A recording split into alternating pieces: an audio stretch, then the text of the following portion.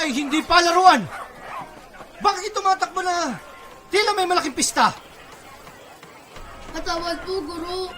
Dumating na daw sa Jesus ng Nazaret. Nakasakay sa isang asno. Sa isang bisirong asno. Siya na daw ang hari ng Israel. Mag-ingat kayong mga bata sa pag-asang nilalagay niyo sa tao na yan. Hindi lahat ng pinapalakpakan ay sinugo ng Diyos. Nakakakita ang mga pilay. Nakakalakad ang mga bulag. Lah, mali, bobo. Nakakalakad ang mga pilay. Nakakakita ang mga bulag. Labis ang aming kasiyahan kasi ang kanyang binuhay ay aming kaibigan. Ang labis niyong kasiyahan, ang siyang dalamhati sa hinaharap. Lo, dami mong alam. Ano sabi mo? Wala ho, alis na po kami.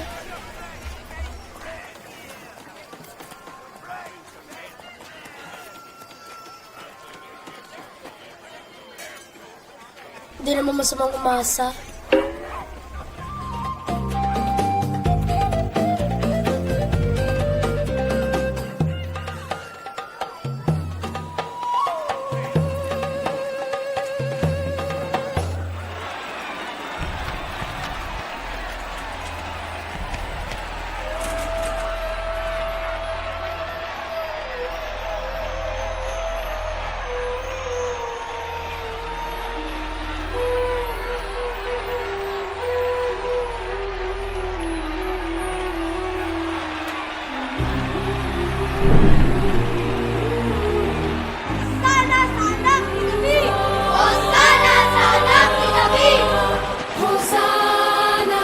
Anak ni David, Hari ng Israel, pinagpala ang naparirito sa ngalan ng Panginoon.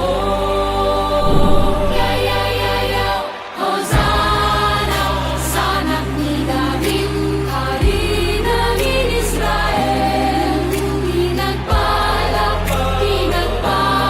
ang naparirito sa ngalan ng Panginoon. Hosanna sa anak ni David, Hari ng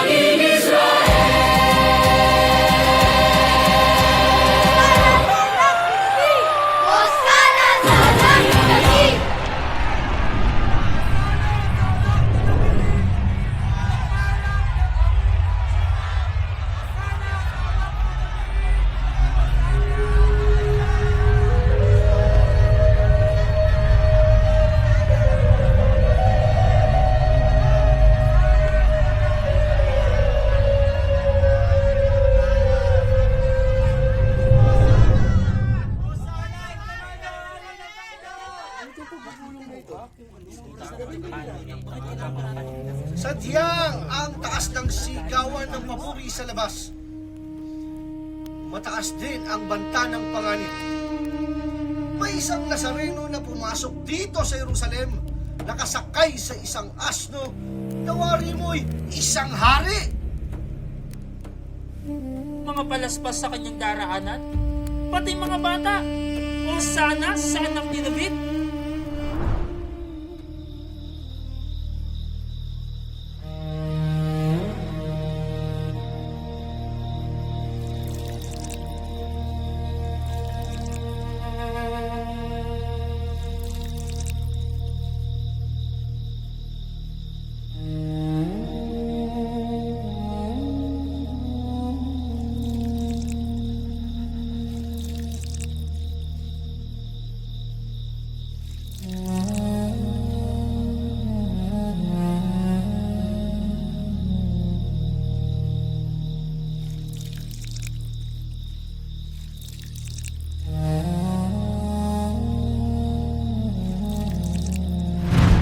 Mga hangal! Naghahanap sila ng isang hari. Nakalimutan ba nilang may Herodes nang binigay ang mga Romano? Ang Nazarenong ito. Nangangaral siya sa ating mga templo at dinudumog ng masa. At kung tayo'y hindi kikilos, makikita ng Roma ang isang bagong kahariang isinisilang.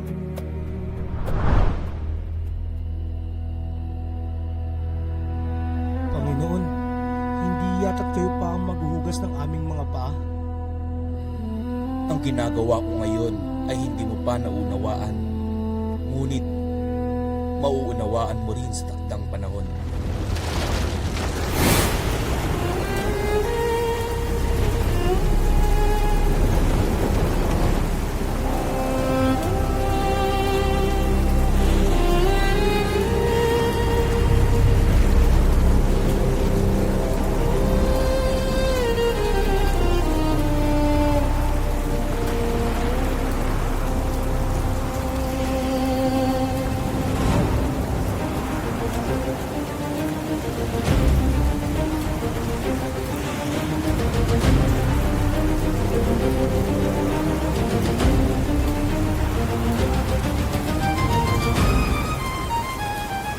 Halika! Panginoon! Kung ikaw yan, sabihin mo lang! Lalapit ako!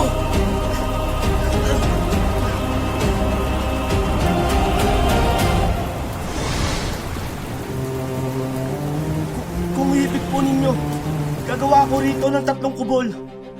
Isa para sa inyo, isa para kay Moises, at isa para kay Elias. Ito ang pinakamamahal kong anak na lubos kong kinalulugdan. Pakinggan ninyo siya.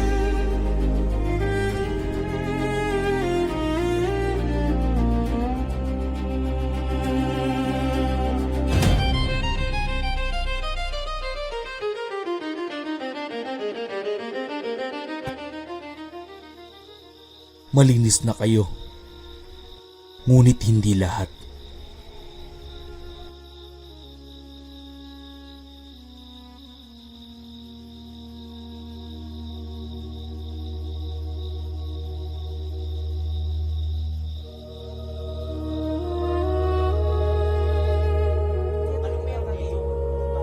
Narito ang mga lagayan ng alak. Halika, punuin mo ito ng matamis at masarap na alak para sa inyo.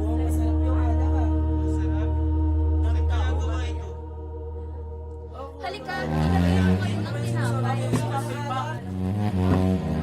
Tikman natin. Masarap yung masarap yung alak. Masarap yung tinapay.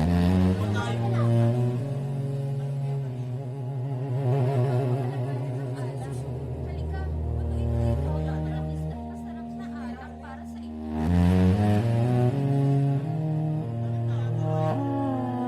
Halika, ilagay mo ngayon ang tinapay.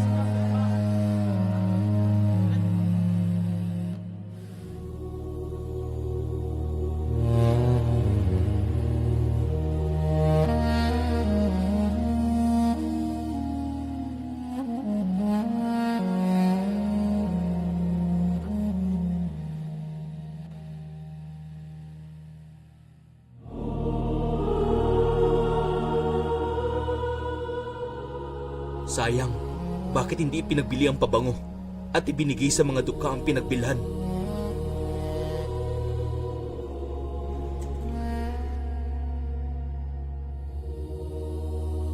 Pabayaan niyo siya.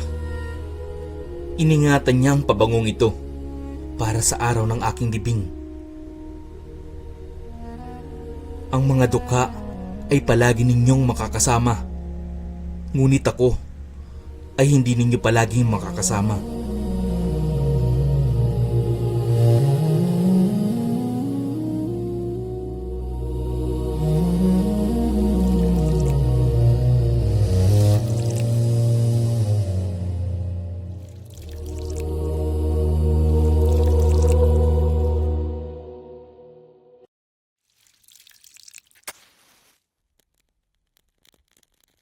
Mga kamahalan, marahil guro ang nakikita ng Roma, hindi revolusyonaryo.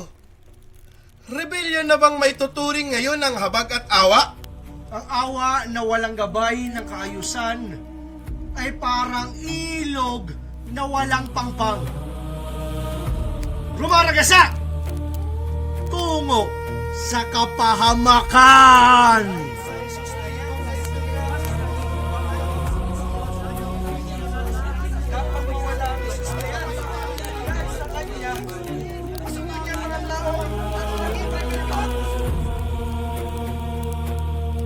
Kapayapaan ng pader ng Jerusalem laban sa rumaragasang baha.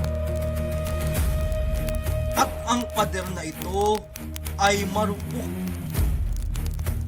Kahit ang kaunting ingay ay ikawawasak nating lahat. Malaon ko nang inaasam-asam na makasalo kayo sa pulang pangpaskong ito bago ko magbata.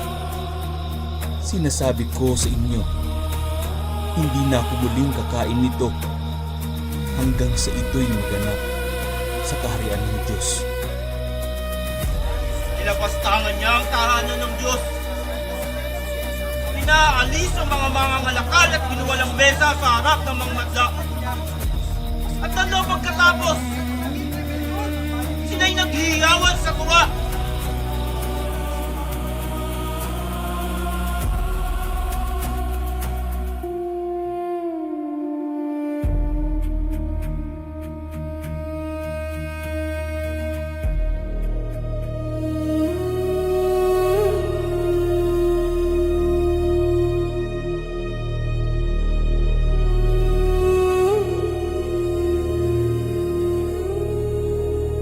Huwag ninyong gawing lungga ng mga magnanakaw! Ang tahanan ng aking ama! Alisin ninyo ang lahat ng yan!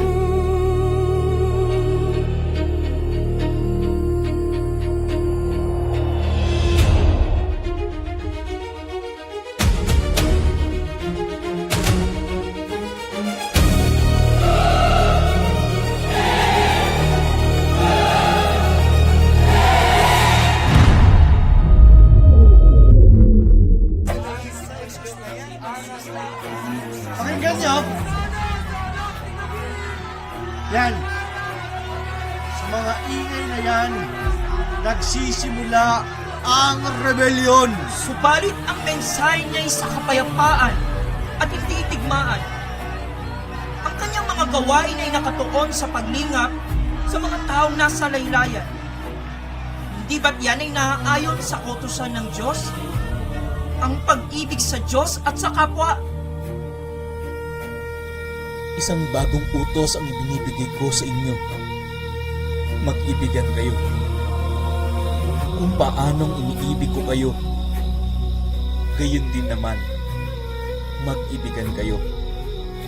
Sa pamamagitan nito, makikilala ng lahat na kayo'y makalagad ko. At sa iyong palagay, Nicodemo, ay tumitingin ang mga Romano sa mabuting intensyon? Para sa Roma, ang kabutihan ay walang saysay kung ang mga madla ay naghihiyawan. At meron ba tayong patunay maliban sa takot natin sa ingay ng mga madla? Si Anas ay nagsasabi ng katotohanan. Kahit kaunting pagdududa na hindi na natin hawak ang taong bayan. Iyan ang ikapapahamak ng lahat. Ngunit si Jesus ay nagpapagaling, nagtuturo, at ang taong bayan ay nakikinig.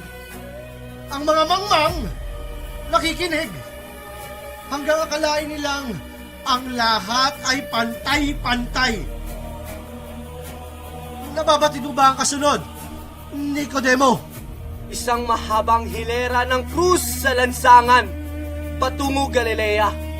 Napakarami na nila. Si Teudas, si Judas na taga Galilea.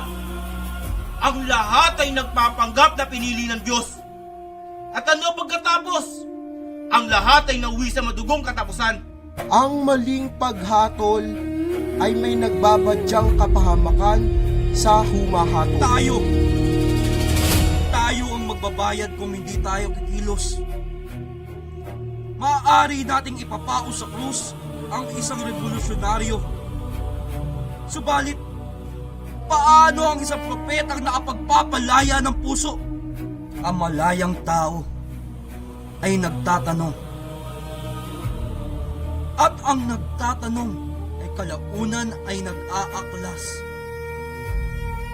Marahil, may katotohanan ng sinabi ni Jesus.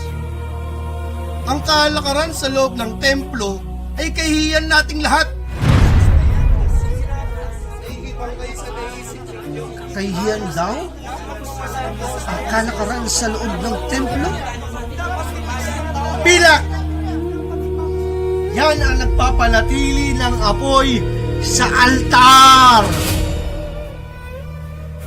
Hindi natin maaaring patahimikin ang lahat ng propeta. At kung hahayaan lamang natin na manatili ang Nazarenong ito, tayo'y nakatitiyak sa isang madugong pagwawakas. Mas mabuti ng isang tao ang mamatay kaysa ang buong bayan ng Israel ang mapahamak.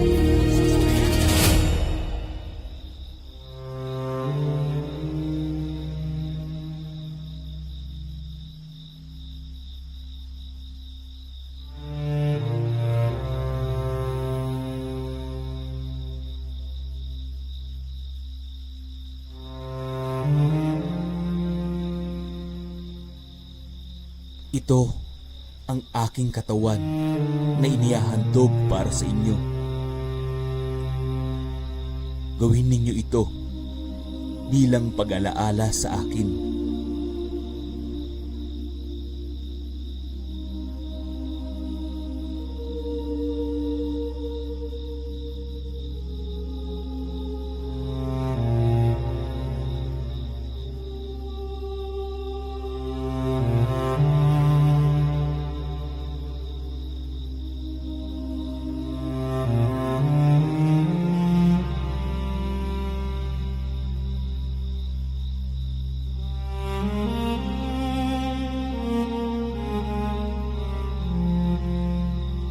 Ito ang aking dugo.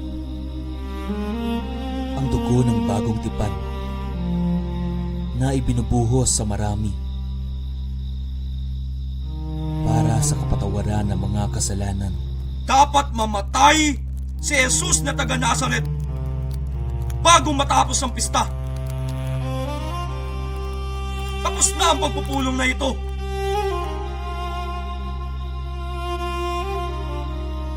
Isa sa inyo ang magkakanulo sa akin.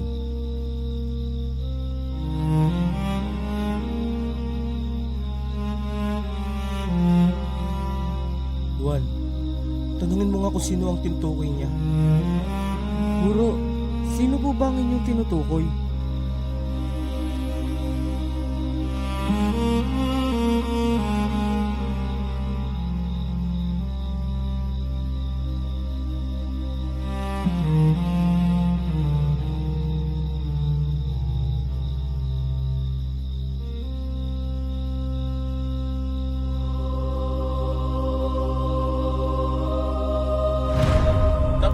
Pirasong pilak, sapat na para makabili ng isang alipin.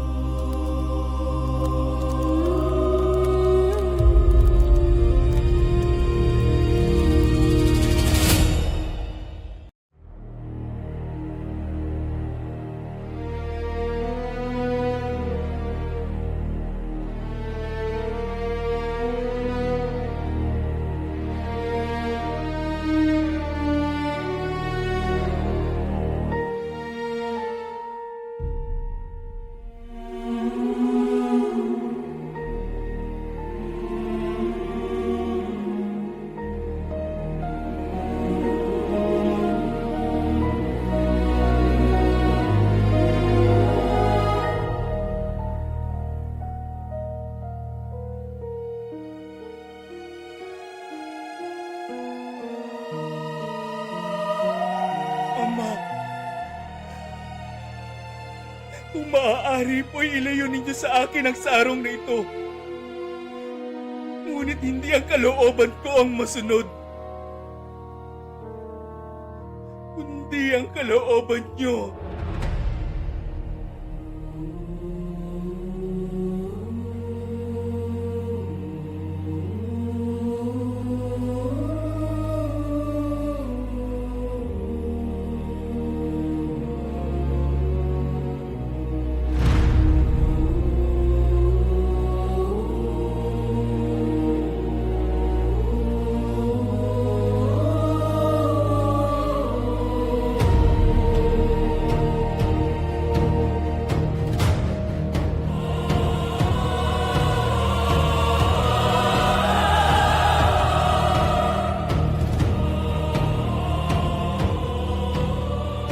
nagpapaayo at nagpapahinga. Dumating na ang oras na ang anak ng tao ay ipagkakanulo sa mga makasalanan.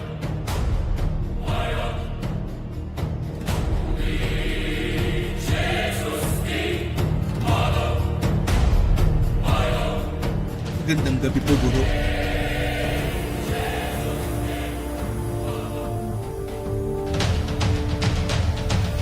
Sa isang halik, Judas.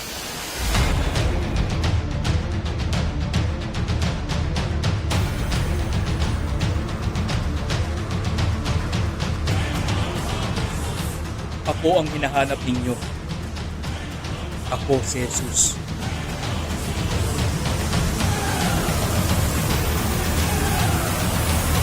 Yakpin ang taong yan! Huwag mong takpin ang aking bro!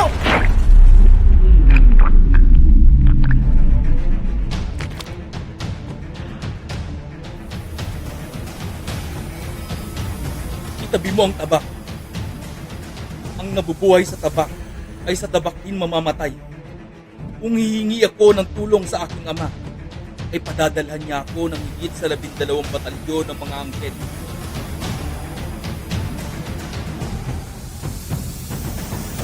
Yakpin ang taong yan!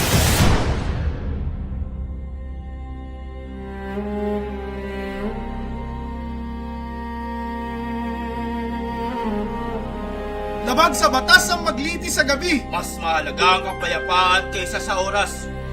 At kung hihintayin natin ang umaga, baka magising ang bayan sa kanyang panig. Dalhin ang mga saksi.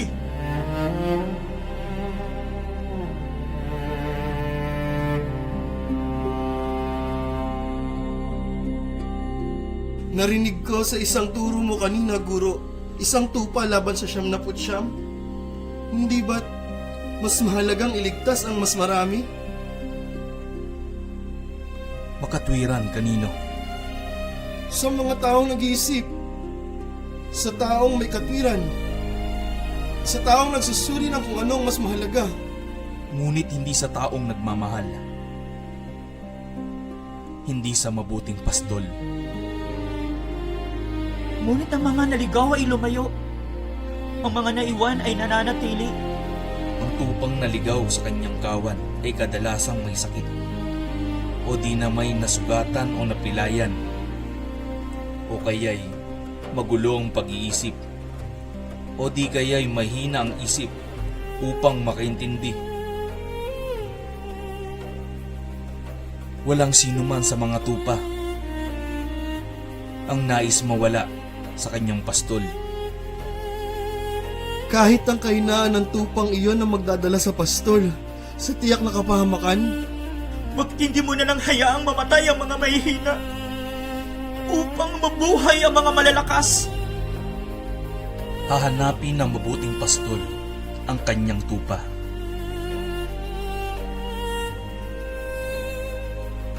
Iniaalay ng pastol ang kanyang buhay sa kanyang mga tupa. ano ang ibig mong sabihin? Kung ako ang maligaw,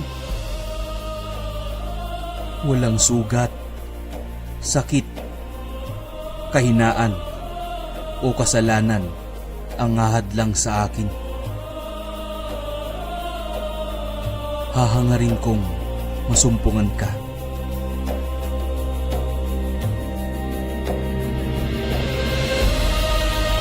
Panginoon niyo!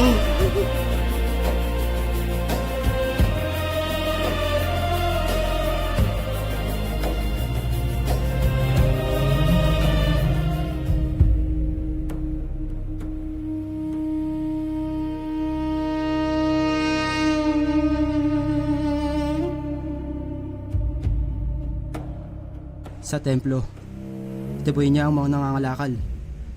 Binuwag niya ang mga alay. Narinig ko siya. Sinabi niya, kaya niyang gibain ang banal na lugar at itatayo muli sa loob ng 3 araw. nakatitiyak ka ba sa iyong mga salita? Gigibain? Iyan ba ang sinabi niya? Opo. Hindi. Ang sabi niya, kaya niyang gibain. Sa palagay ko, Ang sinabi niya'y gigibain. Hindi kaya kong gibain. Hindi nagtutugma ang kanilang mga salita. At kung hatol tayo ng mali, tatandaan ninyong hatol din yung laban sa Diyos. Hindi natin may kakaila. May katotohanan ng pagmamalasakit ng nasasakdal sa templo. Ang templo ay pinamumugaran ng mga kawatan at magnanakaw. Totoo ba tayo naglilingkod sa bayan ng Diyos? O tayo nangunguna sa sistema na sumisira at pumapatay sa kaluluwa nito? Susunod!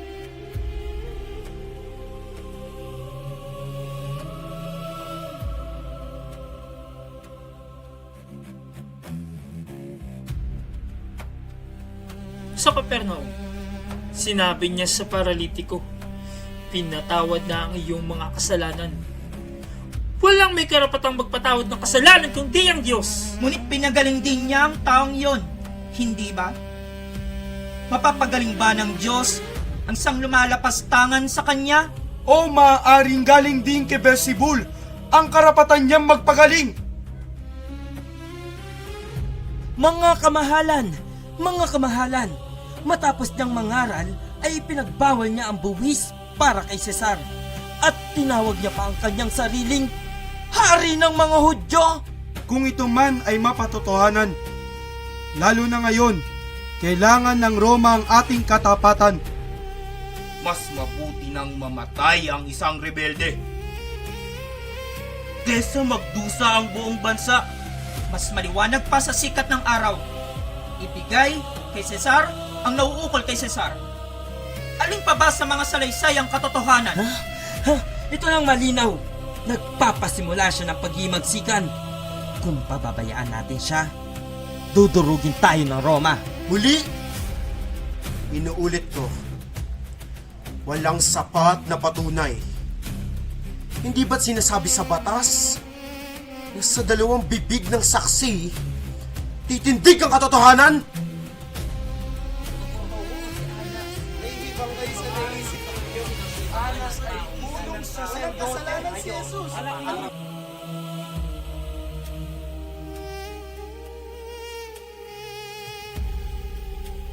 Lahat kayo'y nag-aalab, ngunit walang liwanag.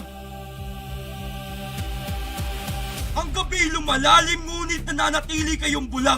Hindi ba tayo rin bilang mga nagtuturo ng kasulatan at batas ni Moses ay nakikiisa sa pagmamalasakit sa templo? Di ba dapat yan ang pangunahing tungkulin natin?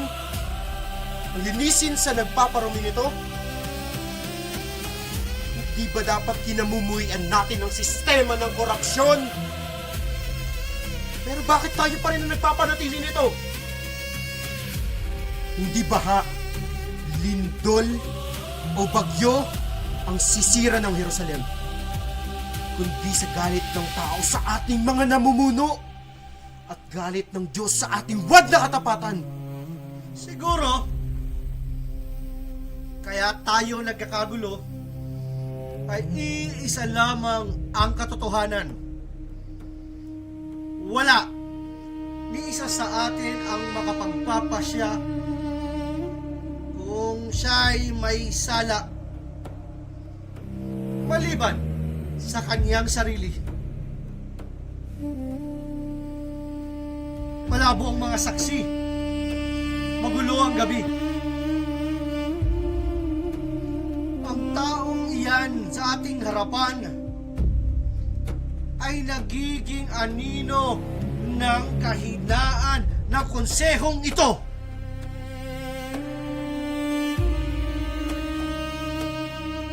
Ipahintulot nating siyang magsalita. Ang huwad na daraba sa sariling salita.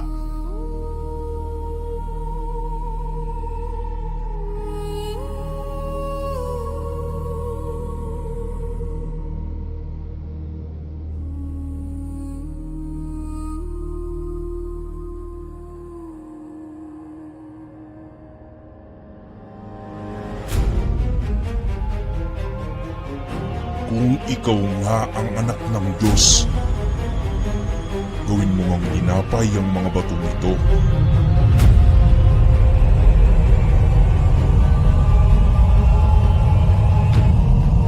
Hindi lamang sa tinapay na bubuhay ang tao, kundi sa mga salitang namumutawi sa bibig ng Diyos.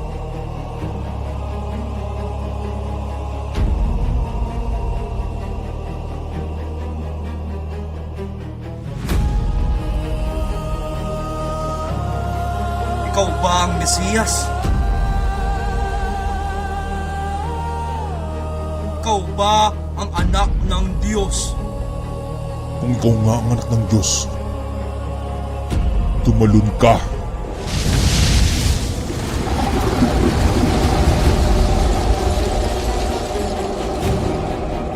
Sasaluhin ka naman ng mga anghel. Hindi ba? Patunayan mo. Kita mo. Gawin mong maliwanag sa lahat. Ikaw ba ang hari ng mga Hudyo? Lahat ng ito, ibibigay ko sa iyo. Niyuyukot ka sa akin.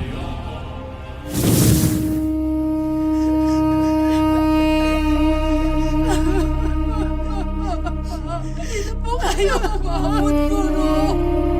Patay na po ang anak ko. Anak ka!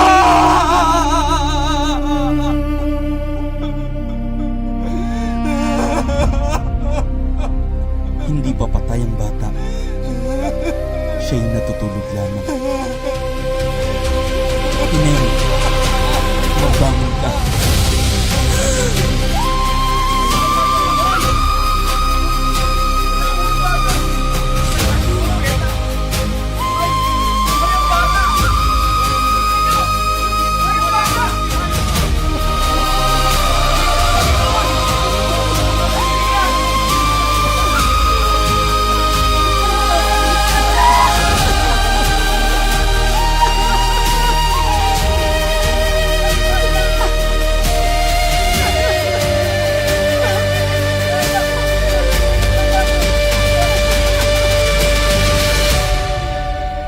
Sabihin mo sa amin lahat ngayon sa ngalan ng Diyos na buhay.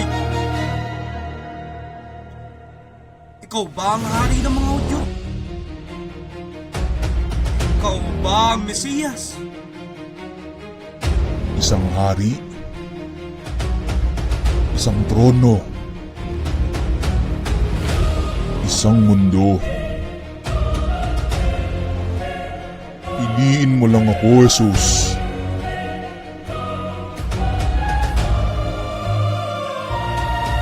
Lumayas ka, Satanas. Ikaw ba ang anak ng Diyos na kataas-taasan?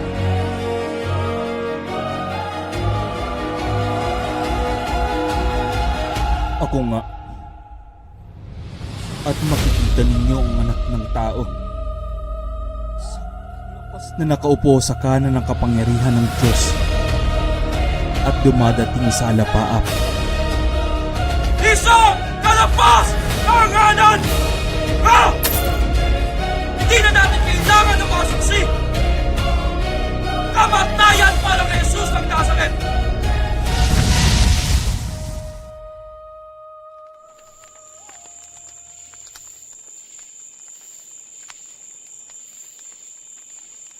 Kilala kita. Di ba kasama ka ni Jesus?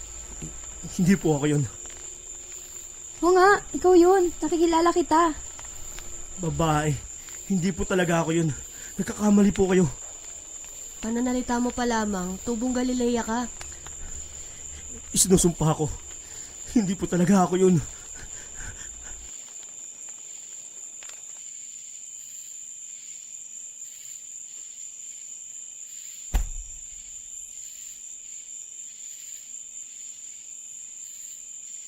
Kasama mo si Jesus?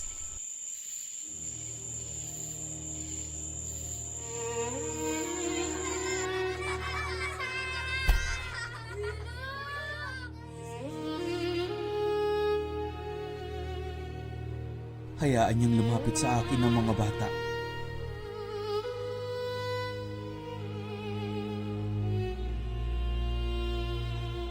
Hindi po kayo galit? Nais kong makasama ang mga batang malilikot sa saya na kapiling ako kaysa sa batang tahimik ng dahil sa takot. Huwag ninyong hadlangan ng mga bata. Sapagkat ang kaharian ng Diyos ay hindi para sa makapangyarihan,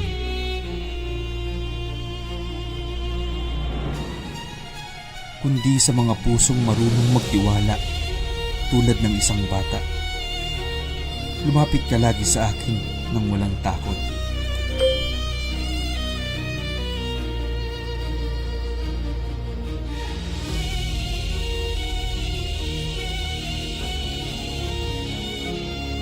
Kasama mo si Jesus?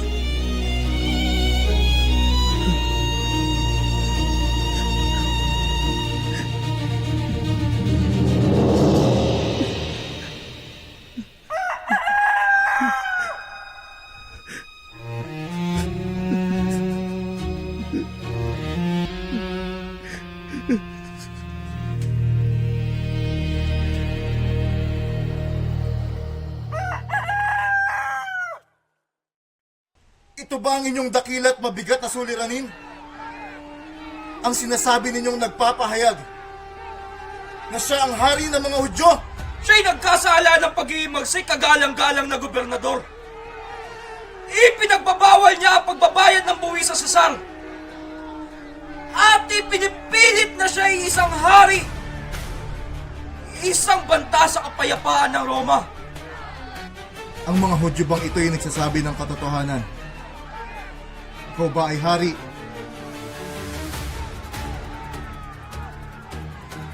Hindi mo ba ako sasagutin? Hindi mo ba batid na ako ang may kapangyarihang magpalaya sa iyo? At may kapangyarihang ipapako ka?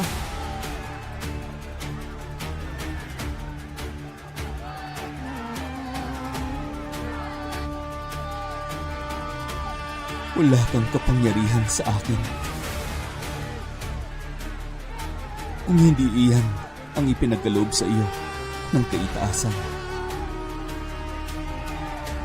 Kaya ang mga nagdala sa akin dito ang siyang may malaking kasalanan. Mula sa kaitaasan? Isang hari na wala namang hukbo. Isang Mesiyas na wala namang ginto. Anong kalokohan ito? Wala akong kapintasang nasumpungan sa taong ito na inyo namang ipinaparatang. Ito'y pagtatalo lamang sa inyong mga batas at gawi. Nanggugulo ang tao na yan sa buong Judea. Nagtuturo simula doon sa Galilea hanggang dito sa Jerusalem. Galilea? Ang sabi mo ba'y Galilea? Opo, kagalang-galang na gobernador. Siya'y taga-Galilea. Herodes Antipas. Nasa Jerusalem si Herodes Antipas ngayon, hindi ba? Ang hari ng Galilea. Kung siya'y taga-Galilea, nasasaklaw siya ni Herodes. Dalhin niyo siya kay Herodes.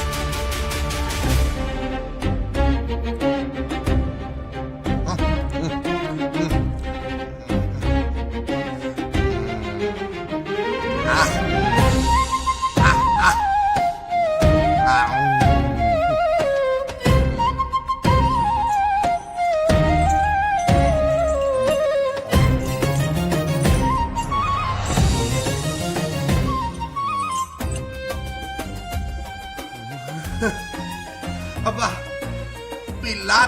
Pilato.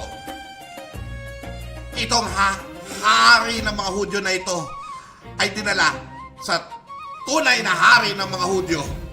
Isang kamanghamanghang kabalintunaan. Ano kaya, Pas? Hindi ba't napakatamis na pagbabago ng kapalaran?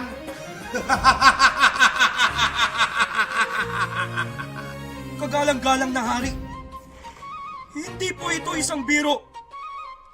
Ang taong ito si Jesus na taga Nazaret ay nanggugulo. Nagpapanggap siyang Mesiyas at nag-uudyok ng himagsika. Tumahimik ka. Alam ko na ang mga salaysay.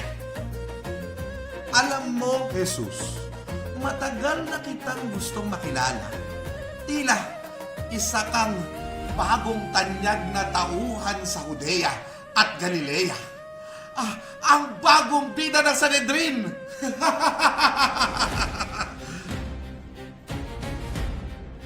Wala na. Guardia!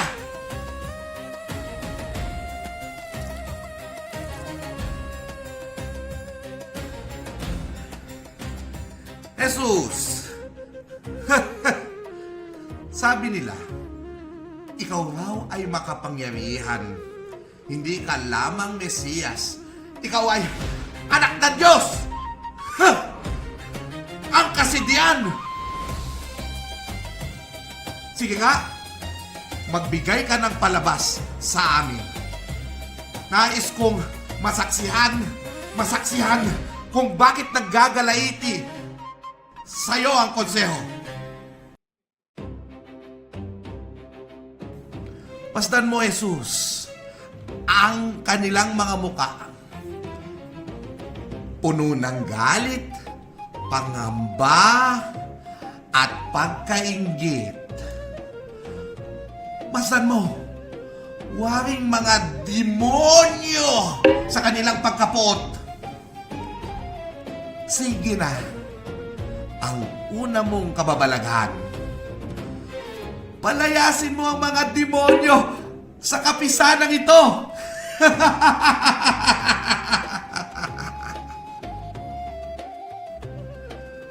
Ano? Ayaw mo? Kawal! Tubig!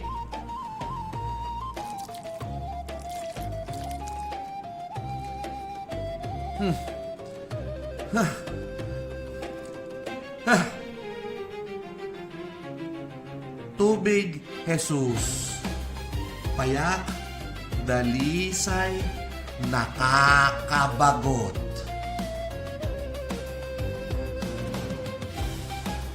Gawin mo itong alak. Pakiusap. Hindi lang basta alak. Yung gusto ko. Yung pinakamainam. Sige na.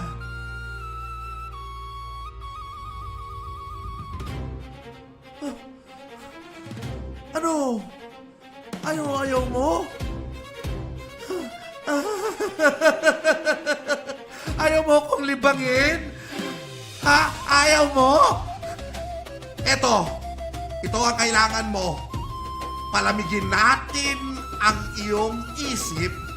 Makakasiyan ang kailangan mo para makagawa ka ng kamakamanghang bagay.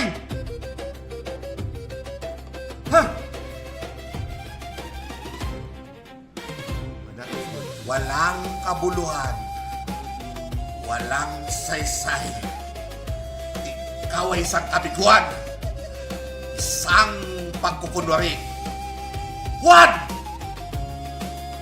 Kawal! Bisa nang nararapat sa isang hari ang taong ito. At kayo, dalhin nyo na ito kay Pilato. Isauli nyo. Sayang ang tubig na napakaganda. Ano ba ang inaantay nyo? Alis!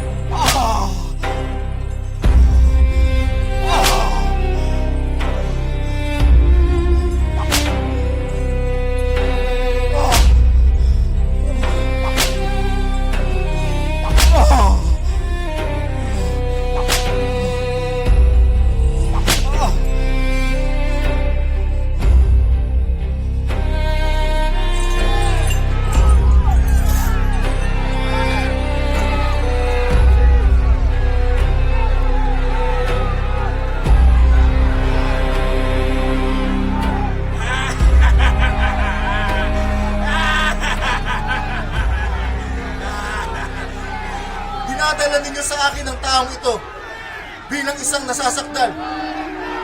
Siniyasat ko siya. At siniyasat din siya ni Herodes na siyang hari ng Galilea.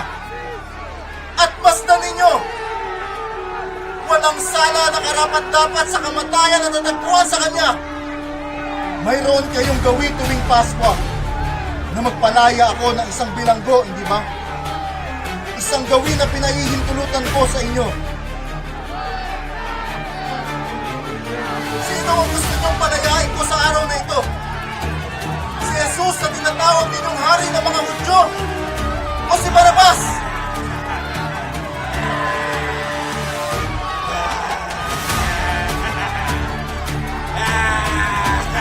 Si Barabas ba na isang magnanakaw at mamamatay tao? O si Jesus na walang kasalanan kundi ang pagiging isang baliw?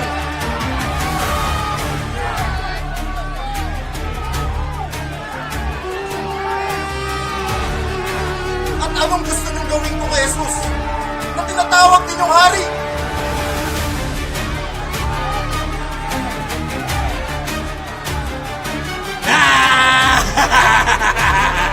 Wala akong pananagutan sa dugo ng taong matuwid na to.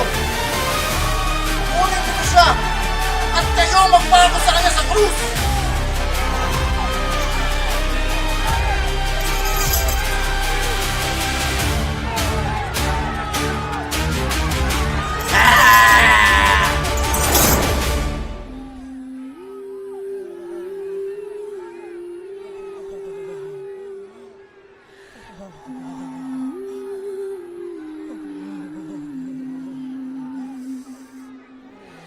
Di na dapat matakot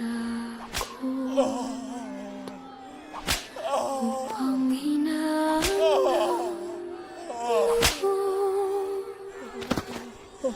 Ilubog ka ng mundo, patuloy kang iyaw. Habang di na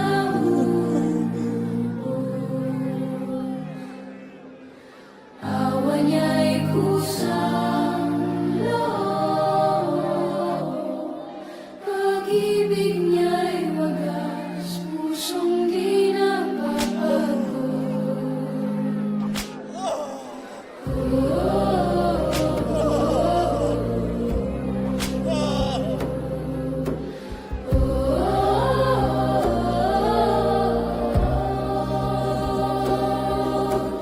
Wala lang na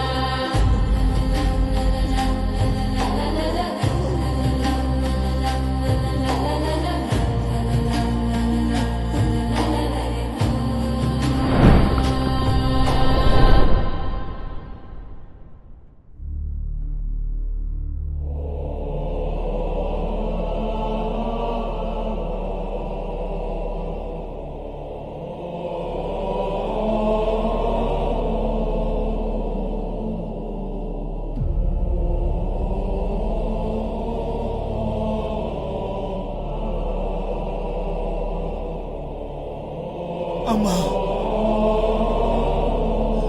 patawarin mo sila sapagkat hindi nila nalalaman ang kanilang ginagawa.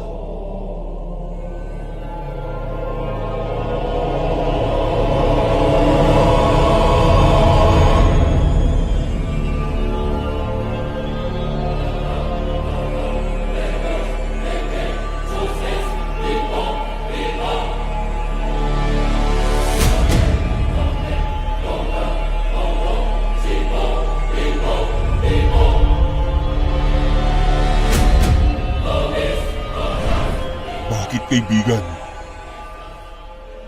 Bakit sila kailangang patawarin? Kung hindi naman kapatawaran ng kanilang hiling? Anong ginawa nila upang maging karapat-dapat sa iyong habag?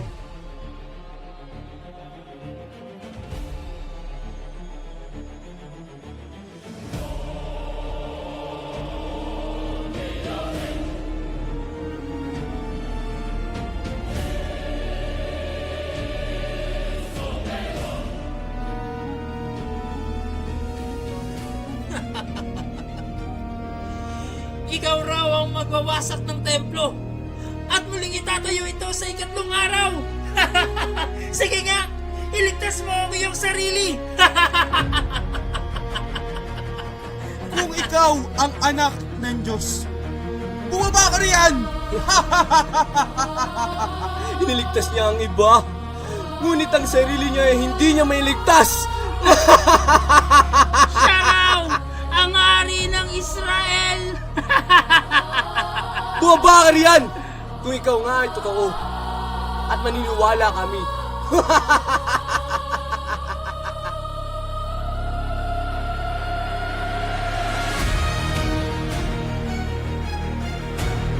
Di ba't ikaw ang Kristo?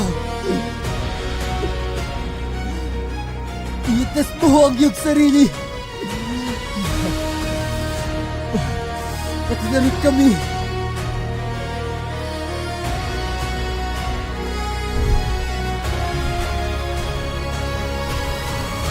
Di ka ba natatakot sa Diyos?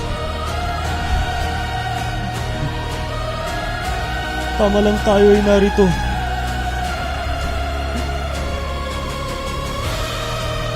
Ngunit siya,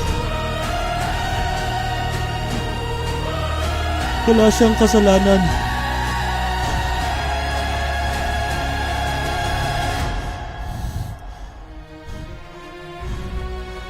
Lalahanin mo ako, Panginoon. Kapag naghahari ka na,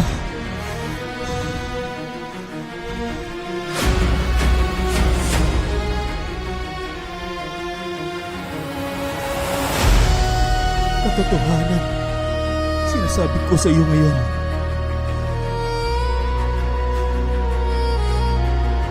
Makakasama kita sa paraiso.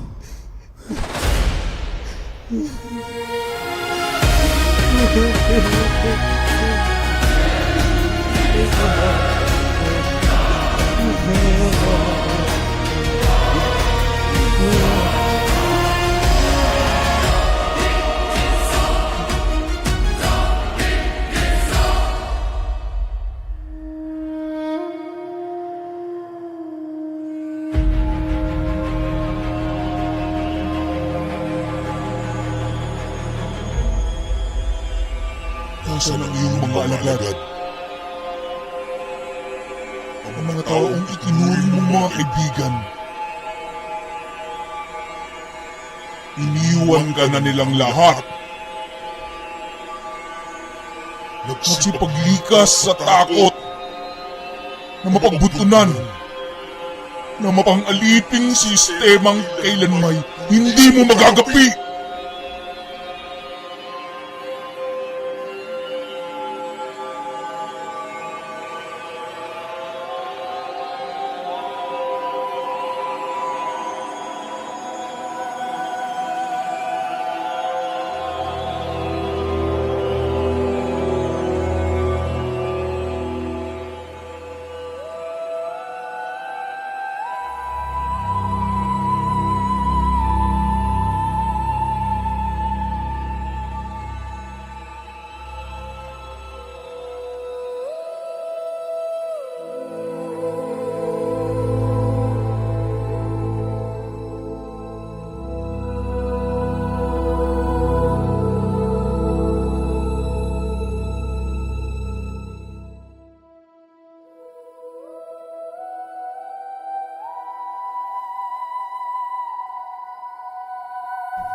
Babae. Narito ang iyong anak. Anak. Narito ang iyong ina.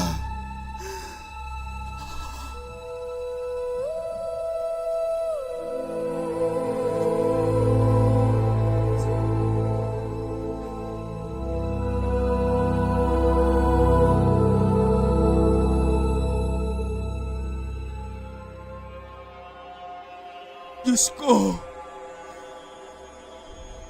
Diyos ko! Bakit mo ko pinabayaan? Ang tumawag sa langit na ang tanging sagot ay katahimikan. Ako ang unang tumangis. Unang nawalan ng tahanan. At ako ang unang sumigaw, Ama!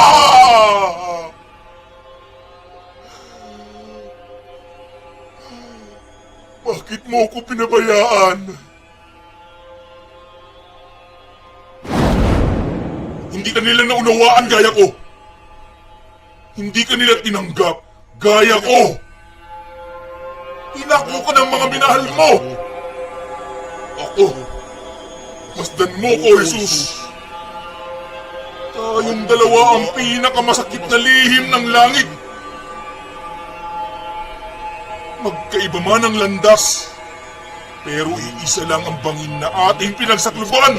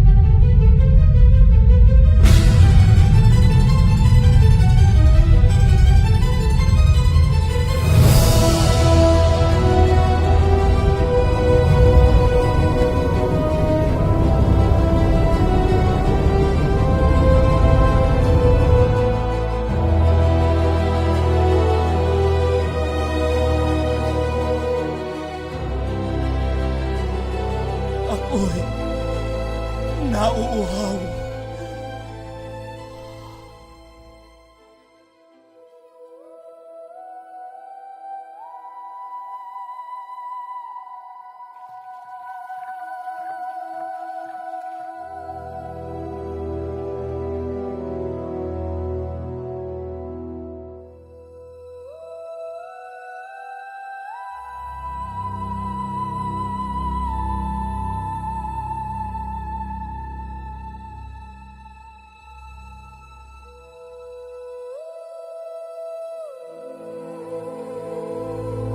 Jesus, gaano pa ba ang dapat mong tiisin? Para dito ka mamatay sa kanila, sa mundong ito na walang konsensya, na ginagawang negosyo ang justisya, ginagawang laro ang buhay, at ginagawang kasinungalingan ang katotohanan. At sila ang nililigtas mo! Wala na mag-asa ang mundo ito, Jesus! Hindi sila magbabago! Hindi nila kailangan ng dugo mo, hindi nila hiningi, hindi nila pinalagahan! Jesus! Umatras na! pagkakataon mo. Huwag mong ibigay ang buhay mo sa mundong matagal na patay!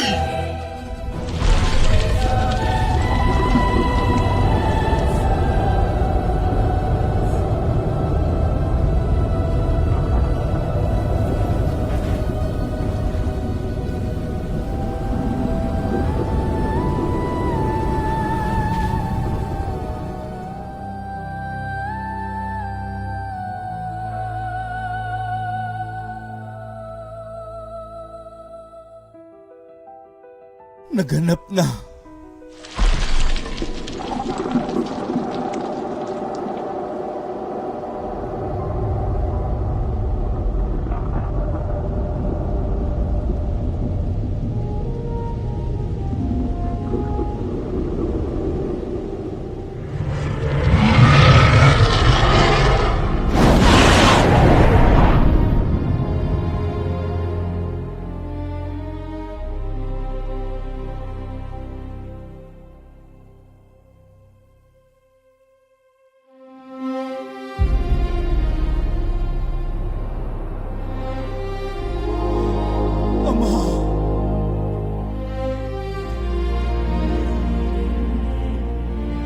Sa iyong mga kamay.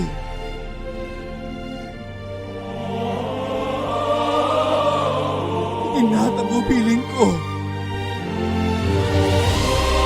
ang aking espiritu.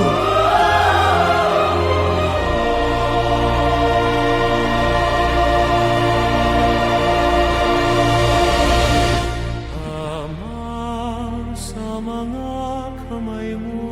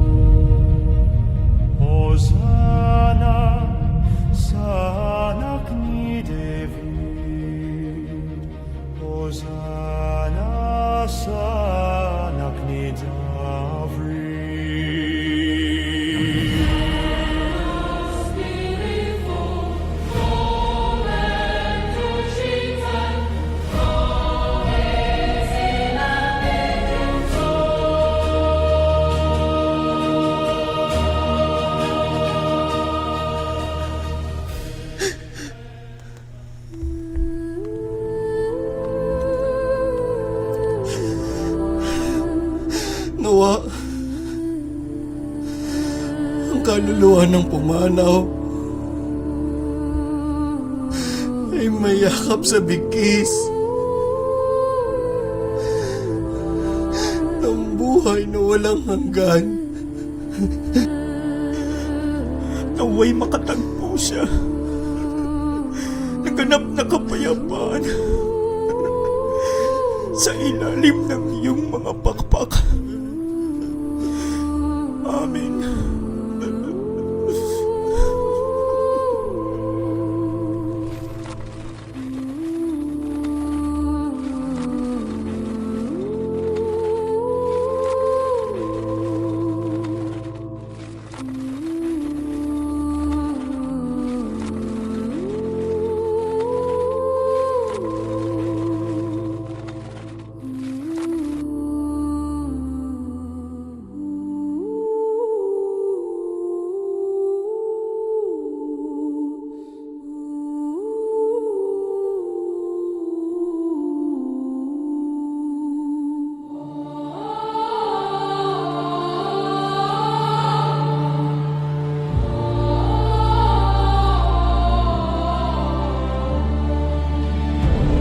Magalak ng lubos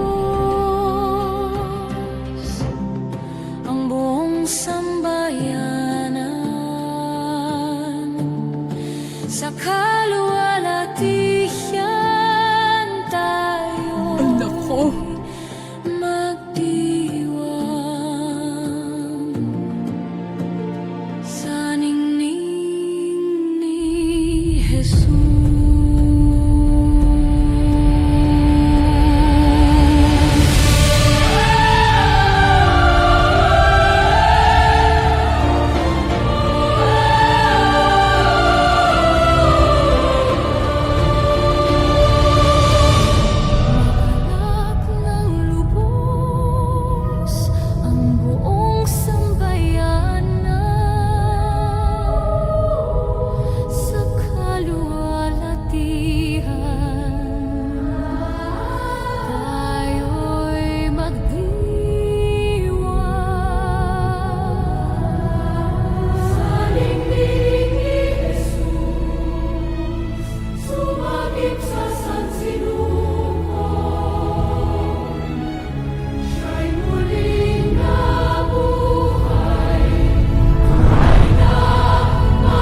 Sumaid niyong kapayapaan.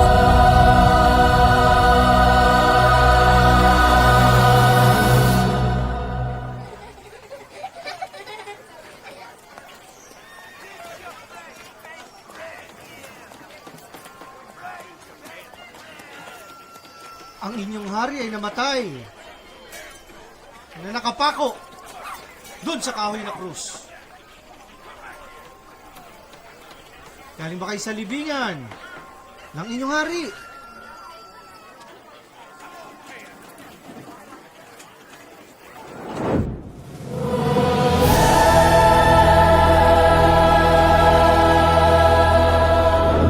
Ang libingan ay walang laman.